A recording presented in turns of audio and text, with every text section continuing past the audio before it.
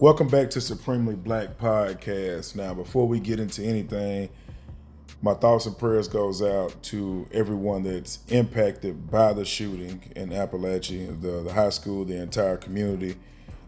My prayers goes out to the 4 family members that lost their lives in this. Also to the 9 people as well that were harmed or shot and things of that nature. But these are the type of things that a community could never really recover from. And I just want to get into some specifics of it because with Colt Gray being the kid that was charged with 4 counts of murder and as an adult, and of course the other 9 counts, I'm pretty sure they would consider that as either attempted murder, assault, things of that nature. It's not really that important. Now, they have charged his father as well because upon doing some research, there was an issue last year with Colt Gray and mine. And so he had been on the FBI watch because this is something that had either been discussed or was a threat previously that he was going to shoot up a school, right? And you would just think, now I don't have any kids, I have godchildren, nieces, a niece, nephews, baby cousins, things like that, classmates that have kids in school, and you would never want to get that call, get that text, or some of the text messages that you got that have made it around social media from parents talking to their kids. And it's just crazy, but it's like what I consider just like the craziest thing is how could someone that was under FBI watch be still in a household after an investigation, and based off of what was reported last year was that he was a good kid, he just had some troubles at home.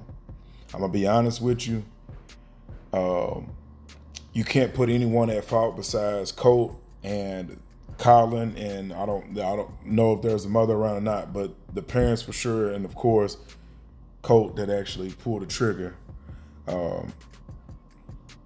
But why was he even allowed to come back to a school? He should have immediately been homeschooled or suspended. Like, those are the type of things where we've seen this happen so many times. Why would we take the risk? Why would we take the chance of putting anyone's life at jeopardy? You know what I'm saying? It's like, and with people, it's, guns, gun control, all of that would help. There should be a lot of different things that should change in regards to it, right? But I believe in being able to protect yourself as well. But when you see instances like this, it's so easy to emotionally throw everything out there of what should happen, right? Right to bear arms. People want to know we shouldn't and things of that nature. But why would a kid be allowed to even have accessibility to a gun if he has troubles at home, right? Why would a parent severely arm a teen that has troubles at home? You get what I'm saying with that? So again, my thoughts and prayers goes out to the family and the community that was impacted. But here's the real concern for me is if we really want to see these things change, one, what are lawmakers going to do? What are community elected officials going to do when they hear and see things like this? To me, it starts with how it is covered or how it's handled. I just told you of how I felt. If you make a threat that you're going to shoot up a school, that's not something that should ever be taken lightly. Immediately from there, you would never step a foot on anyone's campus again in that community. And you should be flagged, just like you did something in the airport, you wouldn't be able to fly, stuff like that, right?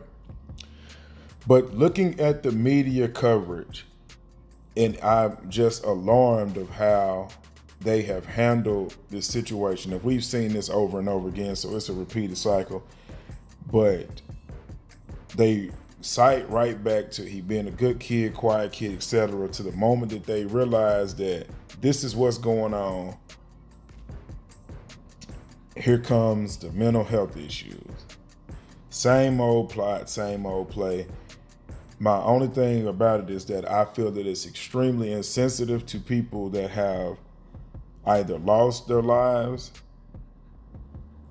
They had to go up there and find out that their kid was one of the kids that were of the 4 that had passed away from the gunshot wounds. You get what I'm saying? Like, you see how much of a smack in the face that is? It's like, does it matter that the person was struggling with mental health issues? And then we see how you all will cover other ethnicities when it comes to it. Like, if this was a kid from the Middle East and did that, I'm almost for certain that by now he'd have been considered as a terrorist threat. You feel what I'm saying? And if it was a black kid, of course, you would think, oh man, look how he was raised. And you do not see that. So there really isn't any accountability. The moment that Colt or anyone that looks like Colt goes into a school, goes into a church, and does something as evil as this, there are actually people out there capable for them as they are the victim. And it's a smack in the face to anyone that was harmed, anybody that was at the school, anybody in the community that cared about these people that lost their lives. That's the smack in the face. It's not mental health. They decided to do what they're going to do. This isn't mental health. This is just an evil spirit. And we just got to start calling it what it is. If it was any other ethnicity, it would have been completely different coverage. So that's where the accountability does not stand. When you see a little white boy, blonde-headed white boy that's quiet and meek until he shoots up a school, and then everybody, oh, well, let's see what's going on. Previous issues, I can think about the Timothy Simpkins situation that happened in Texas. Didn't kill anyone. He actually shot a guy a couple times. You should have seen the reports on the news. Brought up his past history, fights that he's had back in middle school, pictures that he has on social media, etc. Not one mention of this could be a mental health issue. Every ethnicity goes through mental health, but every ethnicity does not get the privilege of it being something that is brought to the forefront if something like this happens. Keep in mind, now would never advocate for something like that. I just want it to be consistent and across the board, because you're literally spitting in the face of the people that have to now plan funerals, now have doctor bills forever for the people that were injured. That's the smack in the face. Like, we got to get better and tighter in regards to how consistent we're going to be. It's not mental issues. He was an evil spirit. This is something that's been on his mind. He was already on the FBI watch. Let's not make this an issue now. And they did the right thing by actually arresting the father, because honestly, that was the enabling that actually supported him enough to feel like, you know what, even after a year being under investigation, they knowing that this was a threat that I made, let me go ahead and still go with my move and go to the school and do what he does. I really hope that if they want to make anything right out of this situation, whatever Colt is charged with, his father, Colin, should be charged with the exact same charges, because at the end of the day, if there was better parenting going on, there was no way that Colt would even be able to access a gun after being under investigation, whether he meant the threat or not. Apparently he did, and there's no way he could leave home with it. And you wouldn't have a father that was lacking the accountability and not parenting and raising a demon that would actually mess up people's lives forever by going into a school and doing what he did. And here's my closing thoughts with that. Like I said, rest in peace to everyone that was impacted by the cowardly act of someone coming into a school and, you know, taking away 4 lives, harming 9 others, being shot as well. This young man that you see right here, Mason Shimmerhorn, was reported on several social media sites and websites that he was the actual shooter at the school.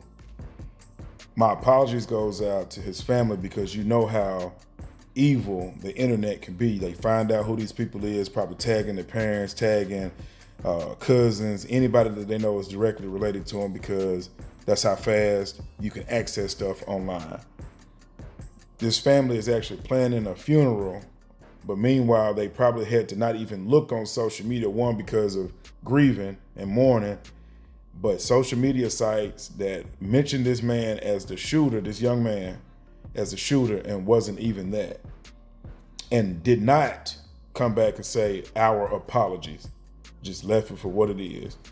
That's what I'm saying in regards to accountability and being consistent across the board with how we report things.